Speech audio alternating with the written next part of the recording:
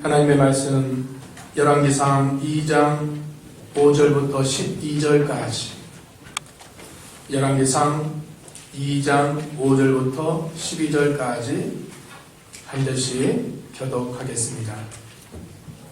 5절에 수르야의 아들 요압이 내게 행한 일 곧 이스라엘 군대의 두 사령관 넬의 아들 아브넬과 여들의 아들 아마샤에게 행한 일을 내가 알거니와 그가 그들을 죽여 태평시대에 전쟁의 피를 흘리고 전쟁의 피를 자기의 허리에 띤 띠와 발에 신에 묻혔으니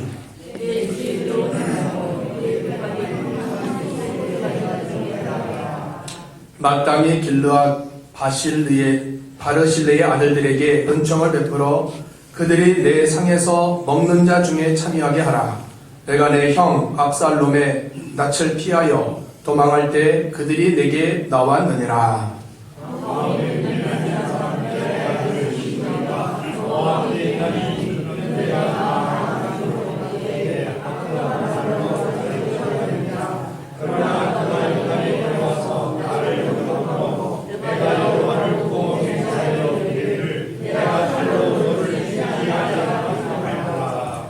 그러나 그를 무지한 자로 여기지 말지어다. 너는 지혜 있는 사람이므로 그에게 행할 일을 알지니 그의 백발이 피 가운데 스올에 내려가게 하라.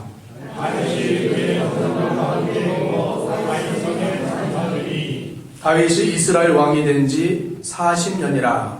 헤브론에서 7년 동안 다스렸고 예루살렘에서 33년 동안 다스렸더라.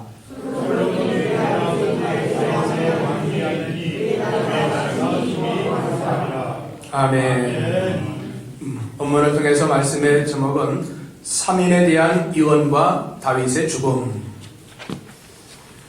성군 다윗이 나이가 늙어서 죽을 날이 가까이 오자 아들 솔로몬을 이스라엘의 왕으로 세웠습니다. 그에게 세 가지 유언을 하였습니다. 지난 1절부터 4절까지 우리가 살펴봤습니다. 너는 신앙의 대장부가 되라. 또한 하나님의 말씀을 잘 지키고 마음과 성품을 다하여 하나님을 섬기라. 그리하면 형통해 주신다고 유언을 남겼습니다. 이는 다윗 자신이 일생 그렇게 살아서 하나님께 많은 복을 받았고 그 아들에게도 그 복 받기를 원해서 유언을 하게 된 것입니다. 오늘 오전에도 유언에 대해서 말씀드렸죠. 예수님의 지상 명령은 유언입니다. 어떻게 살아라. 그래야 잘 된다.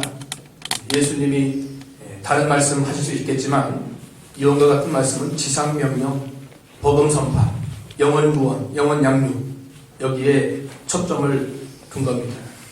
다윗도 마찬가지입니다. 일생 살아보니까 체험적으로 경험적으로 하나님 떠나지 말고 말씀 순종하고 믿음 지키고 사명 감당하고 예배 생활 잘하고 이것이 어느 시대나 똑같은 겁니다. 다윗 시대나 예수님 시대나 오늘날도 우리가 이 중심으로 살면 하나님께서 은혜와 복을 내려주시는 겁니다. 예배 생활 멀리하면 안 돼요. 예배가 참 중요합니다. 참 중요합니다. 아까 점심에 우리 권장관님하고 좀 얘기 나눴는데 우리 교회에 이제 직분자를 세울 수 있도록 안수 집사님이나 권사님 또 필요합니다. 저도 기도 중에 있었는데 장로님이 그 말씀을 하셔서 언젠가 세워야 되는데 그때는 아직 모릅니다. 하실 분들은 세울 거니까 잘 순종해야 돼요.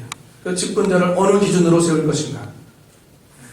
제가 기도해 보니까 하나님은 예배 중심의 삶, 주일 성수뿐만 아니라 각종 예배 어떤 기준을 두지 않으면 다 하고 싶어하고 다 해야 됩니다. 근데 기준을 둬야 돼요.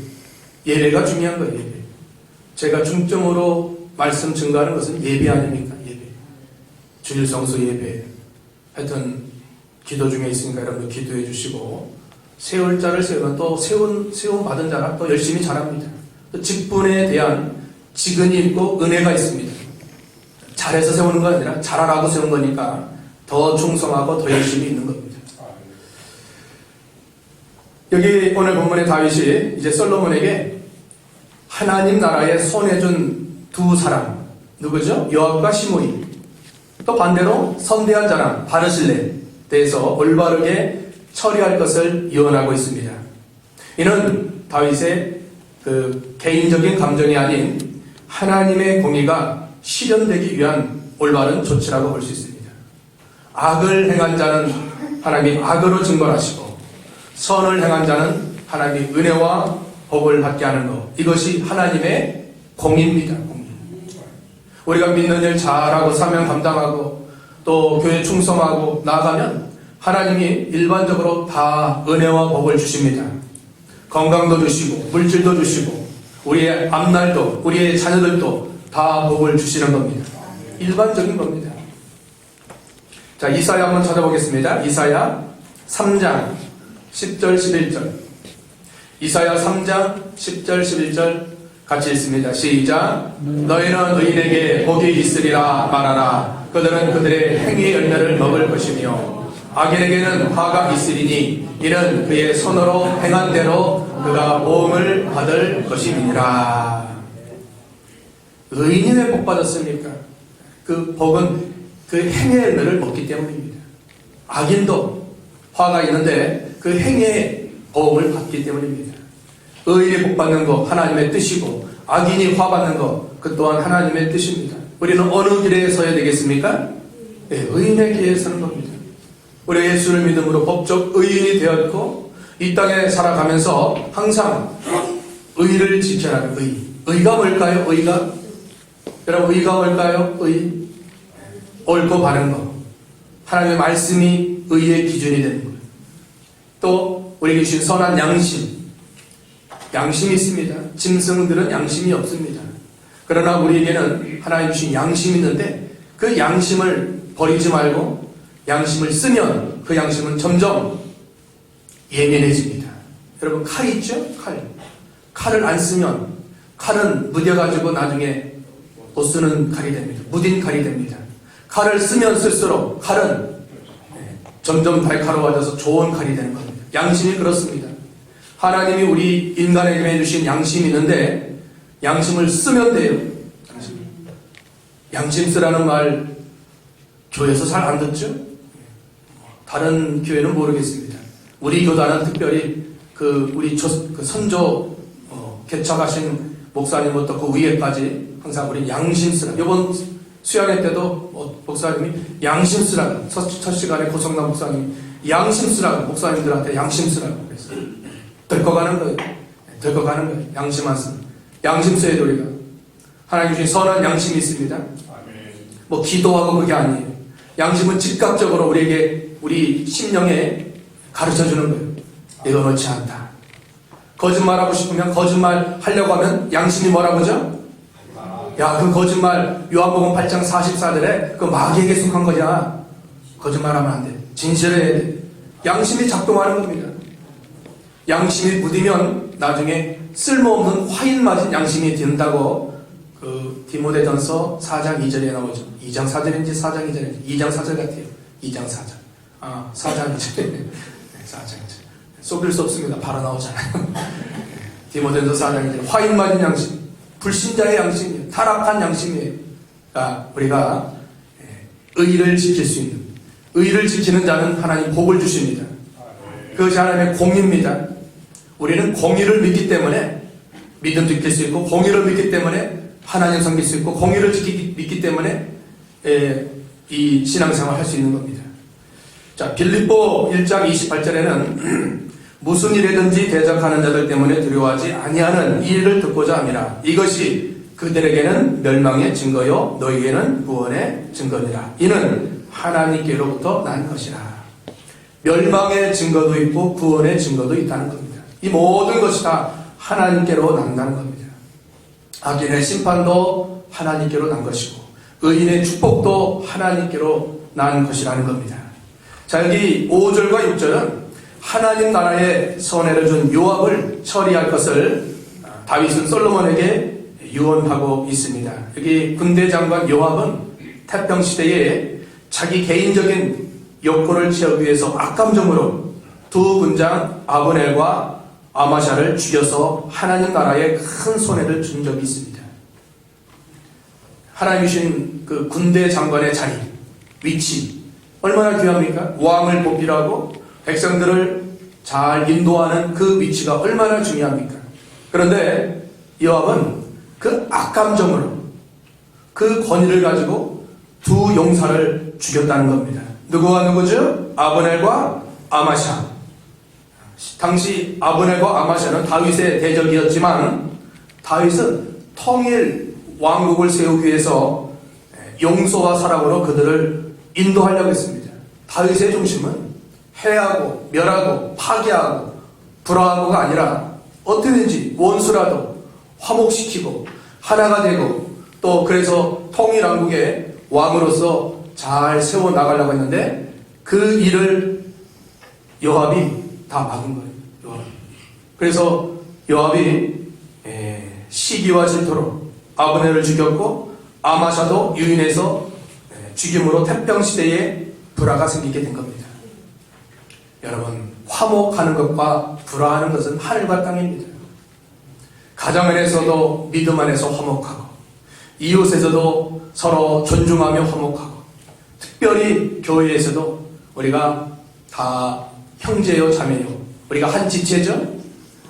어제 우리 아이들 가르칠 때 우리 방한을 집사님께서 그 말씀을 했습니다. 우리가 다 하나다 하나. 아버지가 같지 않냐. 그렇잖아요. 우리 하나님 아버지고 우리는 다 자녀죠. 그러니까 우리가 하나예요. 하나인데 자꾸 우리 속에 불패성 때문에 불화와 시기와 질투와 미움과 원망과 갈등과 생기는 겁니다. 이것이 생기는 겁니다. 이건 다 옛사람으로 벗어버려야 돼요. 뭐예요? 미움, 시기, 원망, 다툼, 불화, 불목, 이건 다 버려야 돼요. 그럼 하나님이 좋아하시는 건 뭘까? 하나님이 좋아하시는 것은 뭘까? 그럼 뭘까요?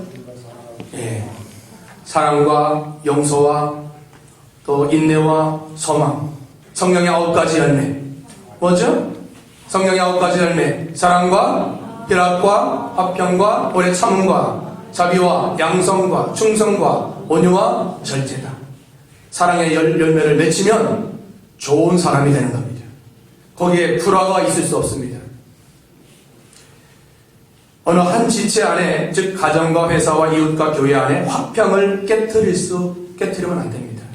우리가 하나 되기 위해서는 하나 되는 것이 하나님의 뜻입니다. 하나 되는 것이. 에베소 봅시다. 4장 3절부터 6절까지.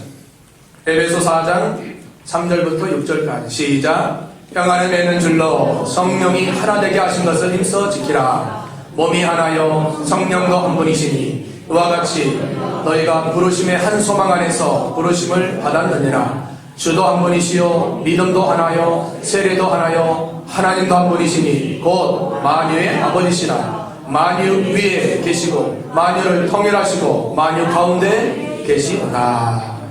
하나 될 수밖에 없는 그런 신분입니다. 우리가 한 하나님을 모시고 한 세례를 받았고 또 한 믿음 안에서 한 소망을 가지고 한 부르심을 받았습니다. 하나가 될 수밖에 없어요. 성령이 하나 되게 하신 것을 힘써 지키라. 이 하나님의 뜻입니다. 예수님이 십자가 이제 구속을 통해서 하나님 앞에 가실 때 제자들을 위해서 기도했습니다. 그 요한복음 17장에 나오죠. 진리로 하나 되게 하옵소서. 진리 안에서 모두가 하나 돼야 마땅한데 하나를 막는 게 뭐겠습니까? 하나를 막는 게 뭐겠죠? 하나를 막는 게 욕심, 교만, 이기주의, 자기중심. 이거 다 깨트려 버려야 돼요. 욕심이 들어오고 마음에 교만이 들어오고 이기심이 들어오고 자기중심이 들어오면 하나가 될 수 없습니다. 자존심, 체면 이거 가지고 나가서는 하나가 될 수 없습니다. 이거 다 깨트려 버리시기 바랍니다. 깨트려 버려야 돼요. 깨질 게 많이 있어요. 깨질 게. 저 한강에 가면 저 위에 있는 한강 상류는 돌이 다 거칠거칠한데 한강 하류는 위에서 쭉 내려오면서 다 깨어진 거예요. 둥글둥글한 거예요. 둥글둥글한 거예요. 어떤 돌이 더 쓸모 있는가? 여러분 둥글둥글해야 돼요. 우리 예수 믿는 사람은 믿음 안에서 둥글둥글해야 돼요. 같이 합시다. 둥글둥글 합시다. 너무 까칠면 안 돼요. 아이, 까다롭다 저 사람. 에이, 저 사람 만나면 별로다. 에이, 별로다. 그러면 안 돼요. 부들부들해서 다 융화되고 화목되고 하나가 되고, 그 하나님의 뜻입니다. 여기 요압이 자기 이기적인 감정 또 자기 권위를 앞세워서 결국 두 군장을 죽임으로 화평이 다 깨진 거예요. 당시 다윗과 이스라엘의 이스보셋, 사울의 아들이죠. 왕으로 세웠는데 결국 불화가 생기고 다툼이 생기게 된 겁니다. 우리는 화목할 수 있는, 어디에 놔둬도 거기서 화목을 이룰 수 있는, 이웃에서도 마찬가지야. 아파트 사시는 분들도 윗집 아랫집 다 화목해야 돼요. 우리 다 교회 있지 않습니까? 처월제일교회 있는데, 처월제일교회 그 교회에 이름이 욕되지 않도록 우리가 다 사랑으로 화목할 수 있도록 해야 돼요. 어떤 분당에 그 전에 같은 신앙생활 했던 택배 회사 그 분이 있는데, 택배 하시는 분이 있는데, 자기가 분당 그 지역에서 택배를 하고 있는데, 목사님, 교패 붙인 그 사람들이 더 인사도 않고 더 세상 말로 싸가지가 없어요 그러더라고. 교회 다니고 신앙생활 하는데, 그러면 좀 물 한 잔이라도 좀 좋은 말 해줘야 되는데, 그렇지 않다는 거예요. 여러분, 택배 회사 오시면 잘 해주시고, 인사 좀 잘 하시고, 사탕 있으면 사탕이라도 커피 한 잔이라도 타드리고, 그냥 보내지 마시고, 그 옆에 다 봅니다, 그 사람들. 이분이 어느 교회인가, 초월제일교회인가, 어느 교회 나가는가 다 보고 그분이 판단하는 거예요. 잘하면 그분이 전도됩니다. 우리 교회 안 오더라도 다른 데 교회 가서 신앙생활하면 그 전도 아닙니까? 까칠하지 말잖아요. 불화하지 말고 화목하고 나보다 낫게 하기는 겸손한 마음을 가져야 돼요. 이삭이 우물을 봤는데 이방 블레셋 사람들이 와가지고 3번이나 그 우물을 빼앗았습니다. 광야에서 우물은 한 기업체와 같아요. 물이 귀한 그 시대에 그 우물을 빼앗았는데 이삭은 안 싸웠습니다. 싸울만 하잖아요. 내 것이다. 왜 내 거 빼앗냐? 다툴 수 있지만 하나님을 생각하고 화목을 이루기 위해서 안 싸웠어요. 하나님 어떻게 인도하셨는가? 르호봇이라는 것으로 인도했습니다. 르호봇은 크고 좋은 곳이라, 넓은 곳이라는 거예요. 하나님은 르호봇 주려고 양호하게 하신 것입니다. 양보 않고 피 터지게 머리 터지게 싸우면 르호봇이 어디 있습니까? 국물도 없습니다. 싸우지 마세요. 믿음 아니면 싸우지 마세요. 믿음 안에서 다 양보하고 용서하고 화목하고 나가야 됩니다. 그게 이기는 자입니다. 예수님 십자가 지실 때 그 십자가를 지게 하려는 그 로마 군병들 싸웠습니까? 하나님의 뜻으로 여기고 매를 때리면 맞으시고 욕을 먹으셨습니다. 베드로전서 2장 한번 찾아볼까요? 베드로전서 2장 23절, 24절 읽어보겠습니다. 베드로전서 2장 23절만 읽어보겠습니다. 시작. 역을 당하시되 맞대어 욕하지 아니하시고 고난을 당하시되 위협하지 아니하시고 오직 공의로 심판하시는 이에게 부탁하시며. 역을 먹지만 욕하지 않아요. 맞대어 싸우지 않습니다. 고난 당하시면 내가 누군데? 내가 하나님의 아들이요. 내가 한번 기도하면 12영이 내려와서 다 진멸하는데 어디라고 까불고 있어. 그렇지 않았습니다. 하나님의 뜻이니까 공의로 심판하시는 하나님. 하나님은 죽으셨어요? 무능하셔요? 살아계시고 눈동자같이 우리를 지키시고 보시는 그런 분입니다. 하나님 새파랗게 눈 뜨고 계셔요. 어떤 분은 새파랗게 눈 뜨고 계신 하나님 앞에 어디 속이려고 하느냐. 이삭 참 좋은 사람이에요. 이삭은 참 좋은 분이, 안 싸워요. 하나님 르호봇을 주셔요. 르호봇 크고 넓은 좋은 곳, 그것을 하나님이 주시려고 안 싸우게 한 겁니다. 주님 팔복을 말씀하시면서 화평케 하는 자는 복이 있나니 저가 팔복은 좀 외우세요. 팔복은 좀 외우세요. 저가 화평케 하는 자는 복이 있나니 저가 하나님의 아들이라 일컬음을 받을 것이고, 반대로는 뭐죠? 불화케하는 자는 화가 있나니 저가 마귀의 듣기도 싫어요. 마귀의 아들이 어떻게 되는가? 불화하면 마귀입니다. 불화하면 누구가 틀어져서 말도 않고 인사도 않고 하면 그건 불화입니다. 다 화목해야 돼요. 사람과 막히면 하나님과 막힙니다. 예수님 마태오 5장에 말씀하셨죠? 사람과 하나님과 하나님께 예물을 드리려다가 사람에게 불화한 일이 있으면 그거 예물 내려놓고 사람과 먼저 화목한 후에 예물을 제단에 바치라는 겁니다. 여기 요압 태평시대에 불화를 만들고 사람을 죽임으로 큰 화를 당하게 되는 겁니다. 진정 십자가를 믿는 자는 원수까지라도 화목을 이루어야 됩니다. 좌우 상하. 십자가는 상하 좌우죠. 상하. 위아래 또 좌우. 상하 좌우를 통해서 십자가가 이루어졌습니다.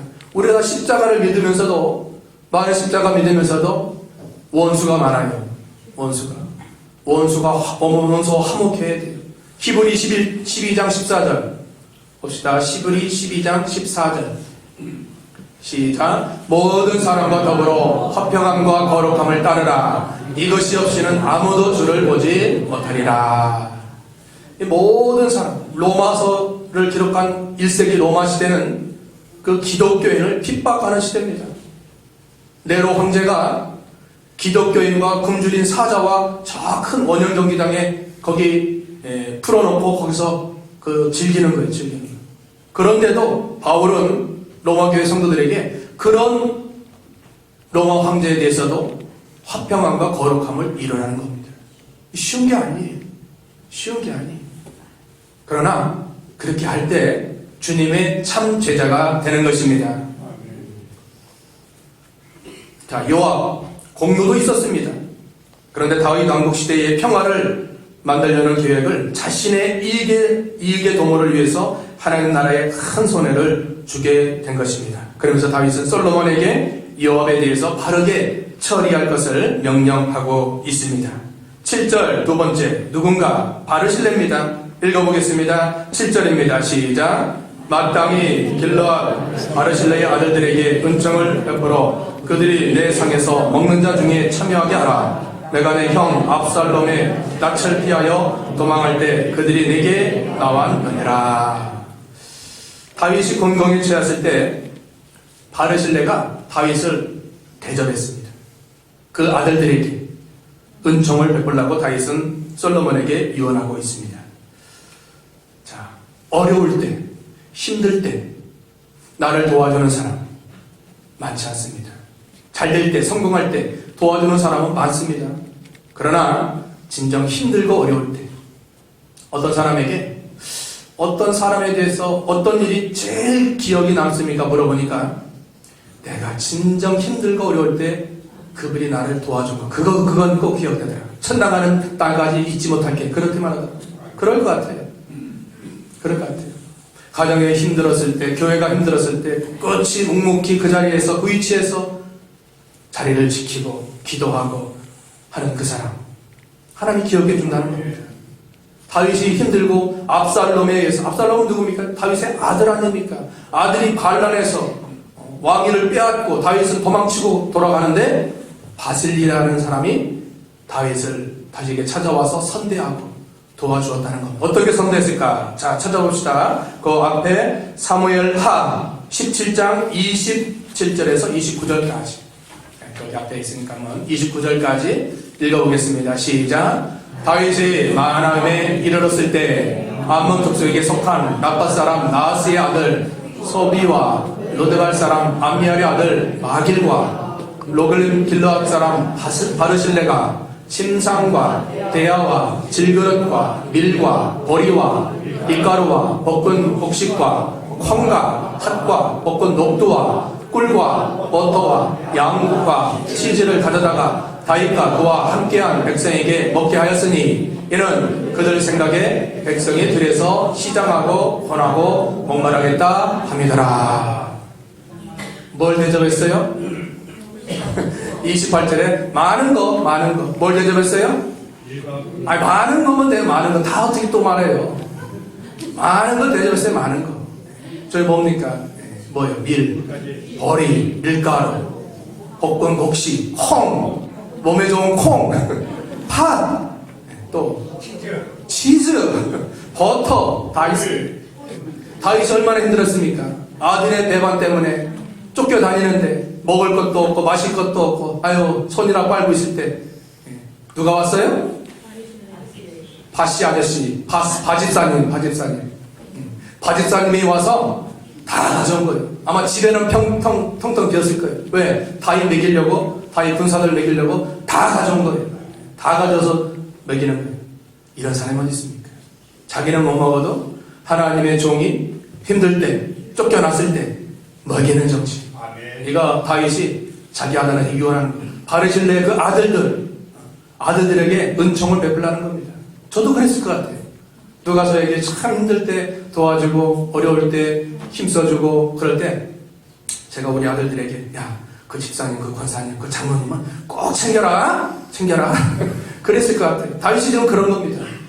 내가 힘들고 어려웠을 때 그 바리실레가 그 많은 음식을 가져와서 나를 대접한 거 내가 참 힘을 얻었다. 너는 그 바르실레 아들들 기억해서 은총을 베풀어 주라 말씀한 겁니다. 예수님도 말씀하셨죠? 백보자 심판 때 지극히 작은 형제에게 냉수 한 그릇 대접한 거 결단코 상을 잃지 아니한다고 했습니다. 마태복음 25장 40절 백보자 심판 때 읽어보겠습니다. 마태복음 25장 40절 시작. 임금이 대답하여 이르시되 내가 진실로 너에게 이르노니 너희가 여기 내 형제 중에 지극히 작은 자 하나에게 한 것이 곧 내게 한 것이니라 하시고 지극히 작은 형제에게 냉수 한 그릇 준 거 그거조차 하나님이 결단코 상을 잃지 않고 다 보상해 주시겠다는 겁니다. 하나님이 애누리가 없더라고요. 하나님 반드시 행한 대로 같이 합시다. 행한 대로 믿음 대로 뿌린 대로 갚아주셔요. 수가 납니다. 제대로만 하면 이게 수가 나는 거예요. 하나님이 30배 또 60배 또 100배 또 1000배 나오잖아요. 1000배도 나와요. 10,000배 억배 다 나와요. 하여튼 하나님이 하시고자 하면 되는 거예요. 두려워하지도 말고 쫄지도 말고 계산하지도 말고 손해볼까 걱정도 하지 말고 주를 위해서라면 희생하는 거 희생. 바르실레가 무슨 계산해서 다윗을 도와줬겠습니까? 다윗이 하나님이 세운 왕인데 왕을 도와주는 것이 하나님의 뜻인데 그걸 막는 그 배반자 아들 그를 그 편에 서면 되겠습니까? 가정이든 교회든 회사든 국가든 어려울 때 함께한 자가 진짜인 것입니다. 진짜예요. 지금 그 현대제철 당진곤장 노사 파업 때문에 회사가 회사가 아예 문 닫기는 회사 다 문 닫는다. 지금 얼마나 경제가 힘든데 경제가 힘들잖아요. 근데 무슨 그 노사 협정을 했는데 2,650만 원 주고 400% 보너스 준다 그러는데 싫다는 거예요. 이게 됩니까? 회사가 그 버티고 있겠습니까? 다 외국에 갈 판이야 지금. 노를 너무 올려줘가지고 노를. 회사 문 닫으면 어서 일 직장이 어디 있습니까? 배부른 소리예요. 참 그걸 보면서 참 우리나라 참 배불렀다. 지금 직장 없는 청년들이 얼마나 많고 하루 밥 벌어서 먹는 사람이 얼마나 하는데 보너스가 2,650만 원이고 400% 보너스도 싫다는 거예요. 현대차처럼 우리도 그렇게 해달라는 거예요. 되겠습니까 이게? 나라가? 뭐다가 그랬죠? 그런 말 하지 말라고 우리 아들이 그랬는데 또 그랬네. 자, 일반적으로 협력하고 도와나가고 이게 참 중요한 거예요. 혼경에 빠졌을 때 그 사람이 참 힘들 때 진짜 기도해주고 손잡아주고 다시 일으켜주는. 회사가 힘든데 회사가 힘들면 조금 양보해가지고 회사가 잘 돌아가면 회사가 가만히 있겠습니까? 그럼 주는데 아주 그냥 투쟁으로 나가니까 이 회사가 직장 폐쇄 나가. 직장 폐쇄. 강대강으로 나가면 큰일 납니다. 양보하고 타협해서 어떻게든지 되도록 만들어야 되는데 큰 문제예요. 어떤 다른 그 기업이 한국에 누가 오겠습니까? 저런데. 노가 저런데, 노가. 안 옵니다. 다 나가요, 지금. 이 우리나라 회사도 다 외국으로 나갈 판이에요. 미국의 텍사스에는 회사 차리면 다 면제예요. 세금 다 면제. 또 지원도 해준대요. 다 걸로 가죠, 그럼. 다 걸로 가죠. 정신 차려야 돼요. 정신 안 차리면 큰일 납니다. 우리나라 경제가 다 무너질 판이에요.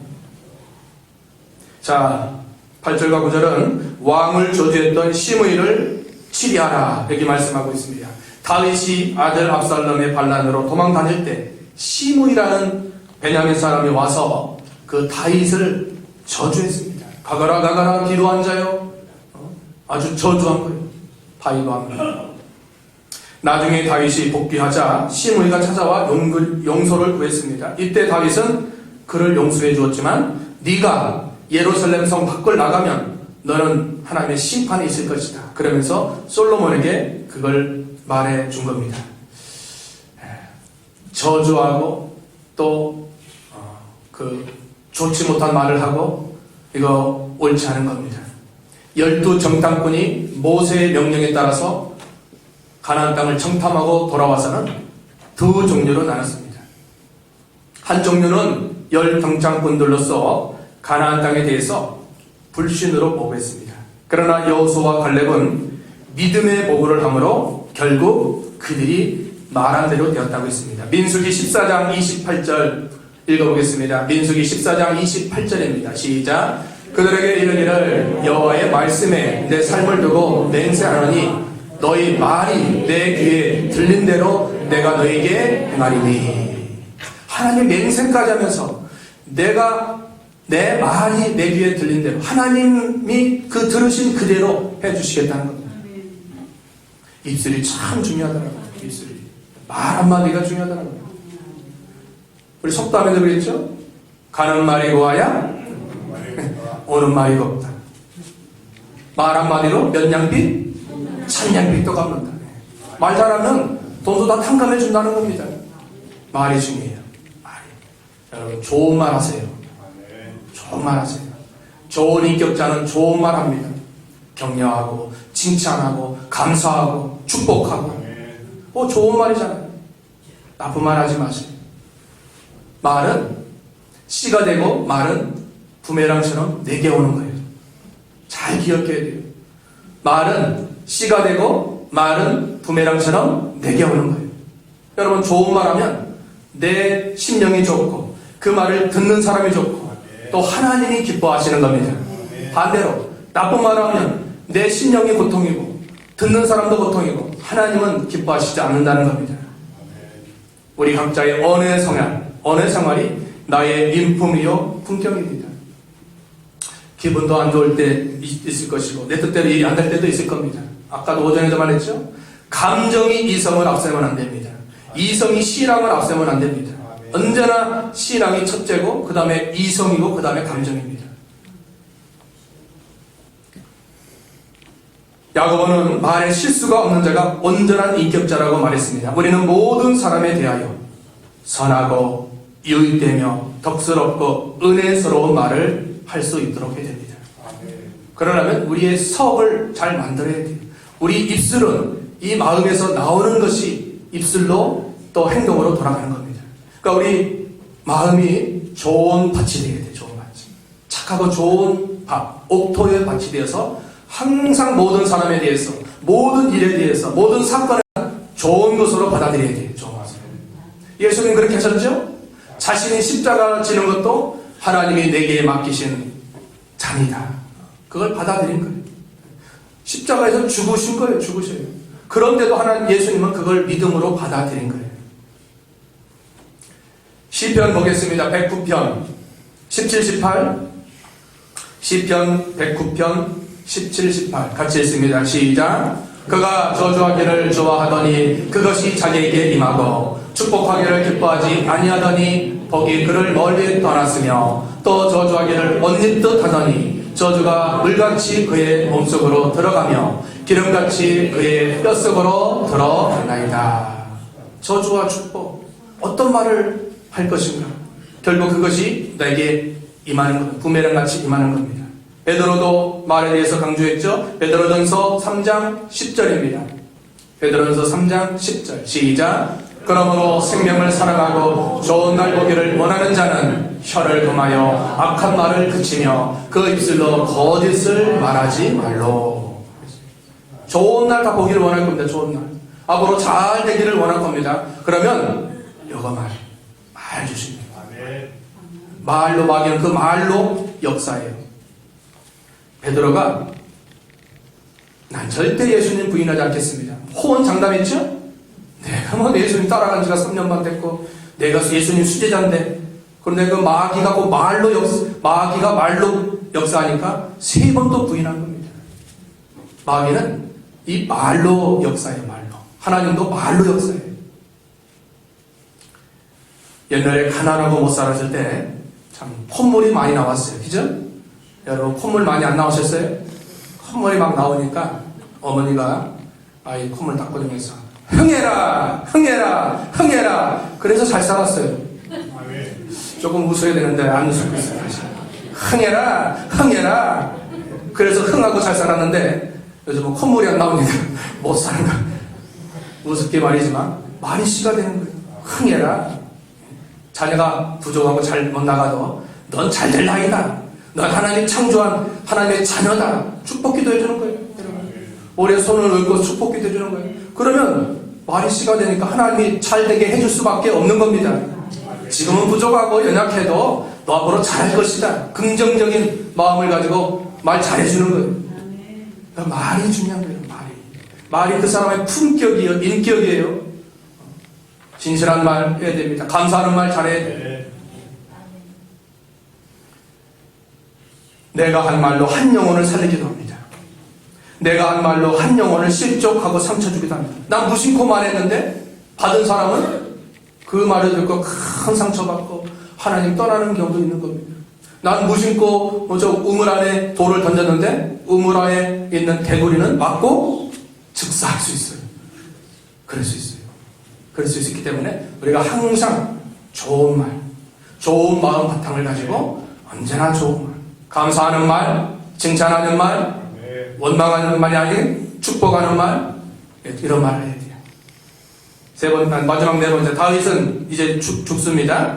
이스라엘 역사상 가장 훌륭했던 왕이요 하나님 사람으로 평가되는 다윗도 죽음을 맞이할 수밖에 없습니다. 한 시절을 호령했습니다. 그 나이 약 70세 이상 되었지만 모든 인생은 다 가는 겁니다. 일반 백성에서부터 한 나라를 호령했던 왕까지 또 황제까지 다 때가 되면 죽음을 피할 수 없는 겁니다.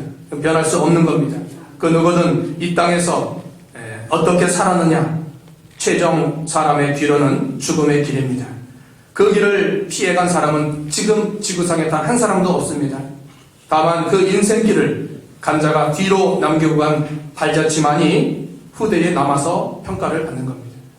우리가 얼마 후에 다 주님이 오라 하면 다 가야 될 인생인데, 그러나 주님은 우리가 이 땅에서 어떻게 살았느냐, 어떻게 살아야 우리가 영원히 하나님께 가서 인정을 받을 것인가. 베드로 전서 4장 거기 한번 찾아봅시다. 베드로 전서 4장 거기 2절인가요? 예. 2절 한번 읽어보겠습니다. 2절. 베드로 전서 4장 2절 시작. 그 후로는 다시 사람의 정력을 따르지 않고 하나님의 뜻을 따라 육체의 남은 때를 살게 하려 함이라. 이제는 전과 같이 하나님 몰랐을 때 그 때와 같은 그런 일을 살지 말고 우리 육체의 남은 때 하나님의 뜻을 따라 살 수 있도록 해야 됩니다. 하나님의 뜻은 뭡니까? 기쁘고 감사하는 일. 하나님의 뜻은 뭡니까? 기도도 하고 예배생활 잘하고. 우리가 척 들으면 알 수 있지 않습니까? 하나님의 뜻이 주일날 예배 드리는 거예요. 주일날 하나님께 나와 감사하는 거예요. 그게 하나님의 뜻입니다. 이거 하려면 시험도 유혹도 환난도 찾아오지만 옳은 걸 따라가는 게 믿음입니다. 옳은 길 따르라 의의 길. 찬송가도 있죠? 옳은 길 따라가야 돼요. 인간적인 생각하지 마시고 하나님의 뜻을 찾아서 우리의 남은 때 살아가야 돼요. 자꾸 유혹하고 자꾸 미혹하고 자꾸 넘어뜨리려고 핍박하고 찾아오지만 옳은 길 따라가려면 고난을 각오해야 됩니다. 다윗이 걸어간 길, 그 발자취는 남아있습니다. 다윗이 많은 일을 했습니다. 그 업적을 생각해보면 통일왕국의 건설뿐만 아니라 일생 하나님을 의지하고 믿음으로 산 자의 모범답안이 다윗입니다. 그가 환난도 있었고 실수도 있었습니다. 10계명 중에 제 6계명, 7계명을 범한 자가 다윗입니다. 그래도 다윗을 하나님이 기쁘게 여기신 것은 그런 죄에도 그가 진정으로 침상에 떠도록 요가적시도록 하나님께 회개했다는 겁니다. 하나님 회개하는 자를 버리지 않고 용서하시고 긍휼을 베풀어 주시고 회복해 주시는 것입니다. 우리가 전에는 잘 알지 못해서 연약해서 넘어졌더라도 진정으로 주님의 보혈 힘입어서 회개하면 하나님이 용서해 주시는 것입니다. 그게 모범이에요, 모범. 다윗까지 살면 제일 잘 사는 거예요.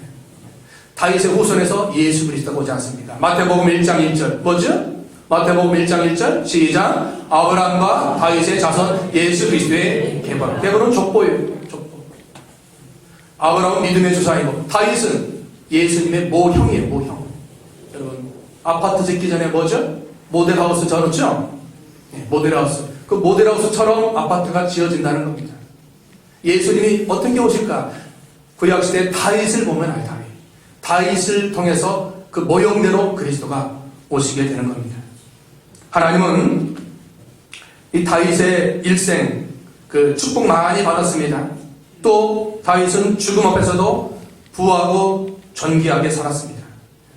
자, 역대상 29장 28절 역대상 29장 28절 읽어보겠습니다. 시작. 그가 나이 많아 늙도록 부하고 존귀를 누리다가 죽음에 그의 아들 솔로몬이 대신하여 왕이 되니라. 참 중요하죠. 늙도록 죽음 앞에 그때까지 다윗이 어떻게 해요? 부하고 존귀. 존경은 존경받는 자가 됐다는 거예요. 부유하고 존경받는 자로 하나님 앞에 가는 것. 우리가 하나님 앞에 갈 때까지 사람들에게 존경받고 또 부유한 삶, 뭐 육신적인 부자가 중요한 것이 아니라 마음의 부유, 마음의 예수님 끝까지 붙들고 놓지 않고 또 믿음 잃지 않고 소망 가지고 하나님 앞에 가는 자가 부유한 자인 줄 믿으시기 바랍니다. 다윗 왕이 받은 복으로 인해서 솔로몬의 왕위가 견고해졌다고 12절 하반절에 말씀하고 있습니다. 다윗은 아들 솔로몬에게 신앙의 계승을 잘 했습니다. 결국 다윗과 솔로몬 때 이스라엘이 정치적, 경제적, 신앙적으로 가장 부강했고 이방 나라가 다윗과 솔로몬 시대에 두려워했습니다. 평화가 임했습니다. 이는 하나님께서 다윗에게 언약하신 말씀의 성취이기도 합니다. 사무엘하 7장에 나오죠. 하나님 다윗 언약을 말씀하면서 너를 통해서 후대가 번창하고 또 왕이 생겨서 계속 하나님 복을 받을 것이다. 약속하셨습니다. 그 약속이 이루어진다는 겁니다. 그런데 안타깝게도 여러분 안타깝게도 그 솔로몬 왕이 초기에는 하나님의 지혜도 구하고 믿음도 견고해져서 복을 많이 받다가 부유해지자 성공하자 아무 문제가 없자 결국 이방 여인 들여오고 우상 섬기고 하나님 앞에 죄를 범하고 결국 나라가 남과 북으로 그 아들때 갈라지고 또 자기 사랑했던 신복 여로보암이 배반하고 그렇게 된 것입니다.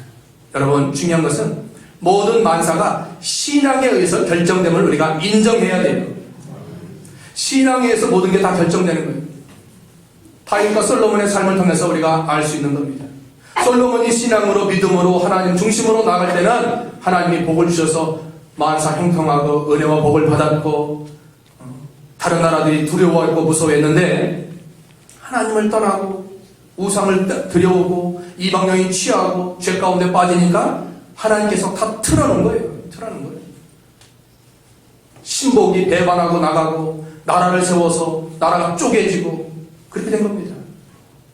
모든 만사가 신앙에서 결정됨을 우리가 인정하고 우리도 하나님 중심 같이 합시다. 하나님 중심, 믿음 중심, 교회 중심 세 가지로 나가야 돼요. 어떤 일이 있어도 이서 멀어지면 하나님의 복이 멀어지는 겁니다. 마지막 읽고 마치겠습니다. 시편 73편 27, 28 읽고 마치겠습니다. 시편 73편 27 시작. 모를 줄을 머리하는 자는 망하리니 음녀같이 줄을 떠난 자를 주께서 다 멸하셨나이다. 하나님께 가까이함이 내게 복이라. 내가 주 여호와를 나의 피난처로 삼아 주의 모든 행적을 전파하리라. 하나님을 가까이함이 내게 복이 되는 거예요. 하나님을 멀리하면 멸절입니다. 멸망과 멸절, 아까 27절 멸절이라고 했죠. 멸망하고 멀리하는 자는 망하고 멸하는 멸절.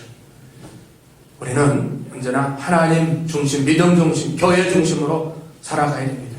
다윗은 마지막 세 용사, 두 용사는 참 죄를 범하고 악을 행한 악한 자입니다. 그러나 바실레는 선대한 자입니다. 그 용사들에게도 이제 처리할 것을 말씀했습니다. 또 다윗은 마지막 죽음을 맞이했고 그의 신앙 발자취는 영원히 하나님 앞에 남는 겁니다. 오늘 후대에 우리가 다윗의 신앙을 볼 수 있지 않습니까? 하나님 마음에 합한 자다. 사도행전 13장 22절에 하나님 마음에 합한 자가 다윗 아닙니까? 그만한 우리 신앙의 모델이 되고 본보기가 되는 게 다윗입니다. 우리도 그 믿음 가지고 이 험한 세상 승리하며 주께 영광 돌리는 우리 모두가 되어야 되겠습니다. 찬송하고 마치겠습니다. 331장 1절과 마지막 절 하고 주기도록 해야겠습니다. 331장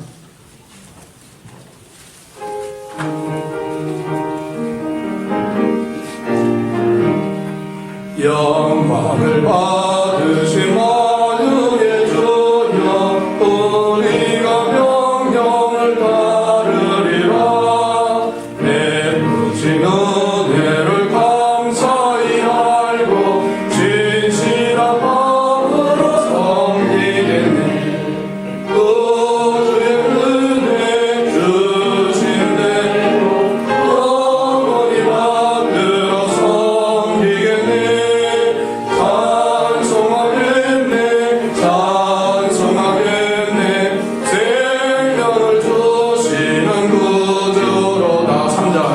예수를 믿고 선을 사랑하여 참 기쁜 마음으로 섬기리라.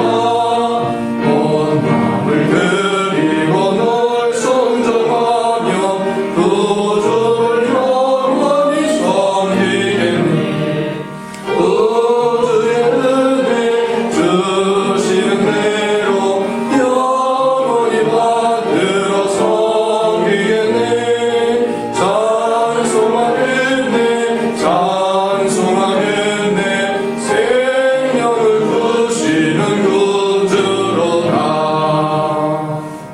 하늘에 계신 우리 아버지여, 이름이 거룩히 여김을 받으시오며 나라가 임하옵시오며 뜻이 하늘에서 이룬 것 같이 땅에서도 이루어지리라. 오늘날 우리에게 일용할 양식을 주옵시고 우리가 우리에게 죄진 자를 사하여 준 것 같이 우리 죄를 사하여 주옵시고 우리를 시험에 들게 하지 마옵시고 다만 악에서 구하옵소서. 대개 나라와 권세와 영광이 아버지께 영원히 싸움나이다. 아멘.